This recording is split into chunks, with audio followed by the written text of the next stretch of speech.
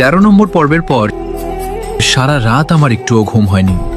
বারবার শুধু একটা কথাই মনে পড়ছিল, ও কথা রাখতে পারেনি, কিন্তু আমি রাখব। পরের দিন রাত ঠিক 12টায় আমি আবার ফ্রি ফায়ারে লগ ইন করলাম। অভ্যাস মতো সাইলেন্ট বয়ের আইডিতে একটা ইনভাইট পাঠালাম। জানি কেউ আর সেটা অ্যাকসেপ্ট করবে না, তবুও পাঠালাম। ইনভাইট পাঠানোর পর আমি একটা র্যান্ডম ম্যাচে ঢুকে পড়লাম।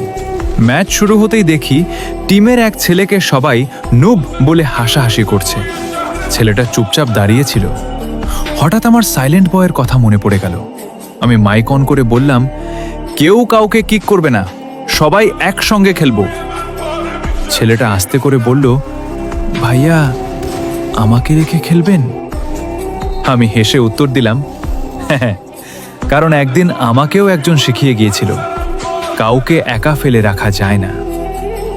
ম্যাচটা আমরা জিতিনি, কিন্তু ম্যাচ শেষে ছেলেটা একটা মেসেজ পাঠালো, ধন্যবাদ ভাইয়া, আজ অনেক দিন পর মনে হলো আমিও কারো টিমের একজন। মেসেজটা পড়ে আমার চোখ ভিজে উঠল। আমি আকাশের দিকে তাকিয়ে আস্তে করে বললাম, দেখলি ভাই, আমি কথা রেখেছি। ঠিক তখনই আমার ইনবক্সে একটা নতুন নোটিফিকেশন ভেসে উঠল, যেটা দেখে আমি কয়েক সেকেন্ডের জন্য নিঃশ্বাস নিতেও ভুলে গেলাম।